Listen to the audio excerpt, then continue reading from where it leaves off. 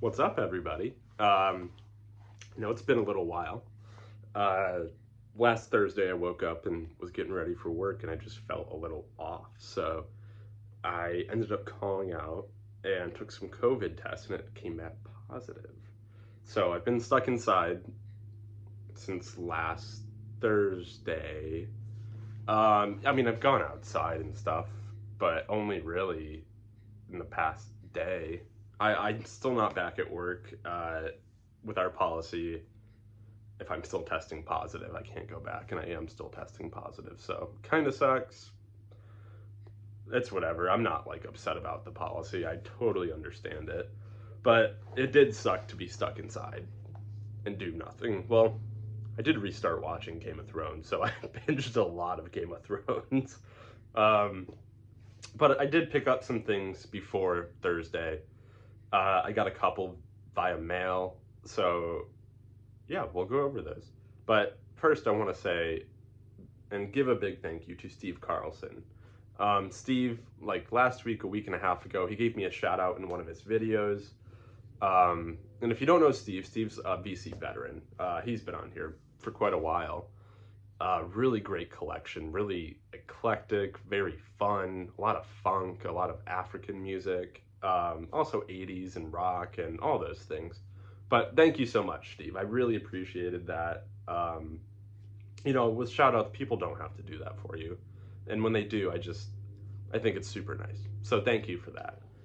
But let's get into some of the things I picked up after we talked about the newest cart that I just got. So I was stuck inside, and I was like, I really need to upgrade my cart. So I ended up picking up the Nagaoka MP110, which is on there right now. This little cart is awesome. I got it in over the weekend, and I set it up. I balanced my tone arm and everything, and I put on some rock. Well, I put on What's Going On by Marvin Gaye first. Sounded great. Then I put on some rock, and I was like, I don't know if I made the right decision here. Because with rock, I'm used to a very bright and punchy and bassy sound. Because the last cart I had was an old Audio Technica, and it was just time to replace it. And I ended up just wanting to upgrade it anyways. So I was very used to that sound, and this is a lot more mellowed out. Still has bass, but there's a lot more separation to where you can hear the instruments better. So I wasn't used to it. And then I put on some jazz, and that's when it really just blew my mind. It sounds amazing with jazz music. And then I finally came around to the rock music. It just took me a little bit to really get used to. So if you're looking for a really good affordable upgrade, the MP110 is awesome. I highly recommend it for all genres of music.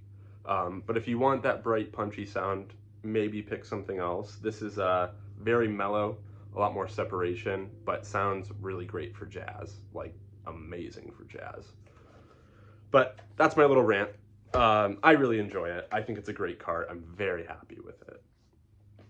Anyways, I did not pick up too much, obviously, because I wasn't able to, but this is the little stack we've got. I did pick up 145, though, and that is The Rubber Band Man by the Spinners. I picked this up because it's in one of the Avengers movies when the Guardians of the Galaxy come into the scene. And in the past, I have also picked up more Guardians of the Galaxy songs. We got Brandy, You're a Fine Girl, and Hooked on a Feeling by Blue Swede. So I really love the Guardians movies. I like Marvel movies in general. So whenever I see those, I pick them up because I do really like those songs. But anyways, moving on to the albums. The first one I got is this really clean copy of Oscar Peterson Plays George Gershwin. Original pressing on Clef Records with the guy, I don't know what he's playing. Maybe a trumpet, I think. But this is a beautiful record. It's very light. It's very romantic. You've got Oscar Peterson on piano, Barney Kessel on guitar, and Ray Brown on bass. So it's a very light record. It's not heavy. There's no drums. I got this for like $4. It was super clean. That's why I got it. And it's just a beautiful record. It's a great one. The next one is one that I had been looking for quite some time. This is One by Bob James on CTI. So this one I've had some trouble tracking down. I just haven't been able to really find a good copy of it for a good price. And then I finally found one. So very stoked about that. Super funky. My favorite in this ongoing series of the numbered albums. You know, Bob James is, I feel like he's overlooked these days. Because yeah, you can find his records super easy. But I was going to read you the lineup, but I forgot it's a huge lineup, and I'm just not going to do that. But Bob James, you know, he's been sampled probably more than any other jazz artist when it comes to like hip hop and rap. And you know, it's just some white guy, which is, I think, is the funniest thing. There's a really good video on YouTube that you guys should watch about Bob James reacting to some of the songs that have sampled his songs, and he knows he can pick out the sample. It's awesome. Last for the jazz, though, is I picked up Etc. by Wayne Shorter. This is the original 1980 pressing. So if you don't know, Blue Note put out the series called Blue Note Classic, in the, not to be confused with the classic series that's out these days. This series came out in like 79 to 80. It was a bunch of previously unreleased albums. So this album never came out until 1980. You know, there's albums by Lee Morgan, Wayne Shorter, Andrew Hill, a bunch of Grant Green, a bunch of Blue Note artists and stuff. But this is a pretty good record. I was not blown away by this.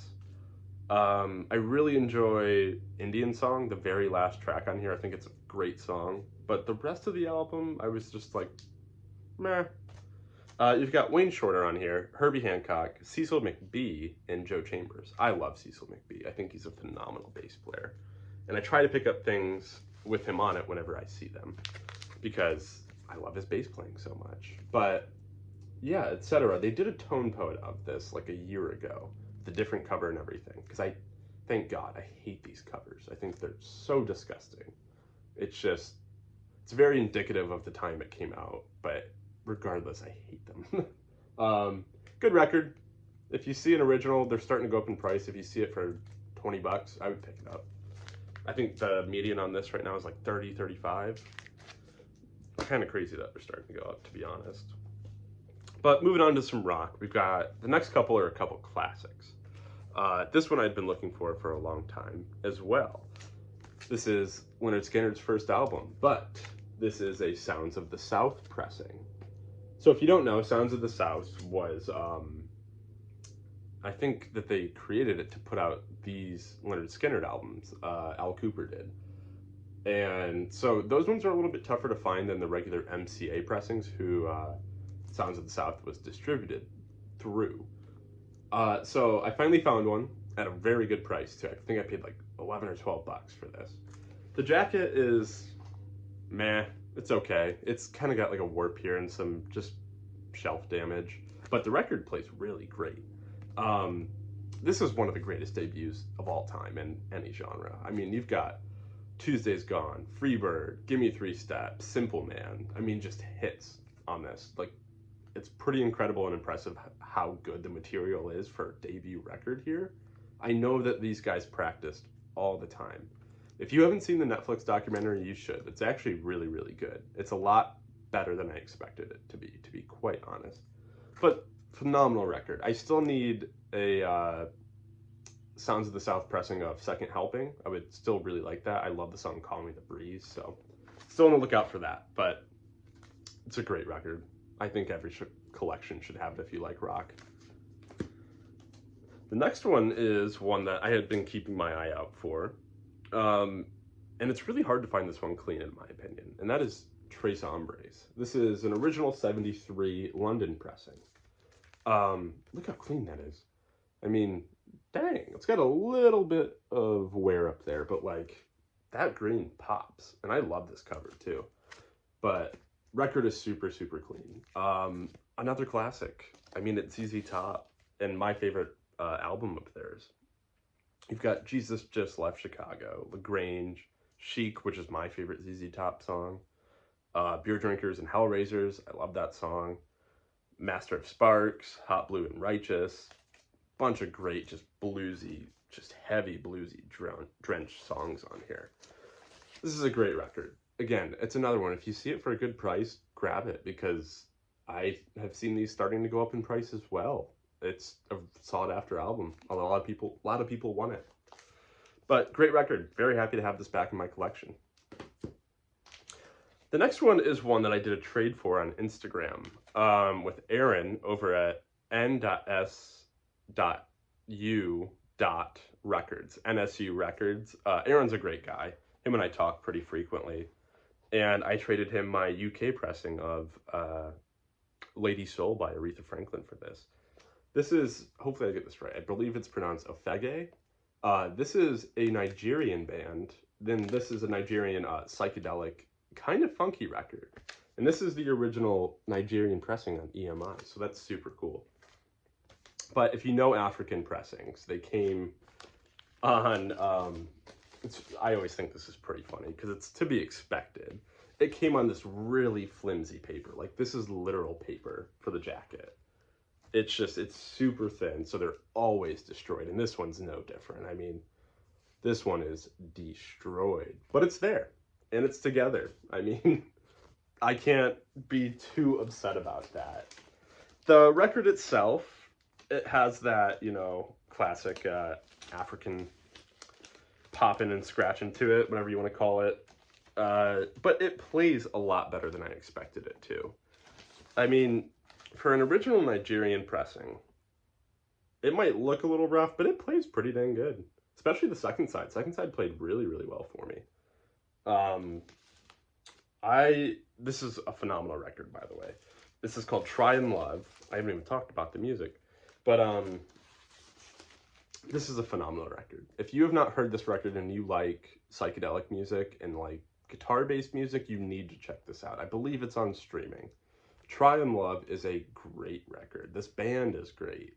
I don't know if you'll ever see one out in the wild. I figured I probably was never going to, which is why I did the trade. So I'm very stoked to have this. I love this album so much. Check this one out. Let me know what you guys think of this one. But now we are on to the last record. I just got this one in the mail today. And we are going to open this one because this one is sealed. It's got some tear up here, but I was informed of that when I was buying the record. I didn't really care because I'm going to open it anyways. But this is called The Versatility of Jesse Morrison. Jess or Jesse, I'm not quite sure. Jesse Morrison. On Abbott Records, I'm not quite sure. This is a really funky record. Especially the song Shaky Puddin', the very first track, is amazing. Like, so Jesse Morrison plays flute and sax on this record. But, man, I mean, Hound Dog is good. Loving You is good. Muddy Water is good. The whole dang thing is really, really good. But I got this off Discogs for a really fair price. From a dealer I've actually bought from before. So I thought we would open this right here. Sorry to say, I am just going to take all the shrink off because of this right here. So let's do it. Let's see if I can get it. There we go. I'm sorry if this is hurting some of you, but it's got to be done.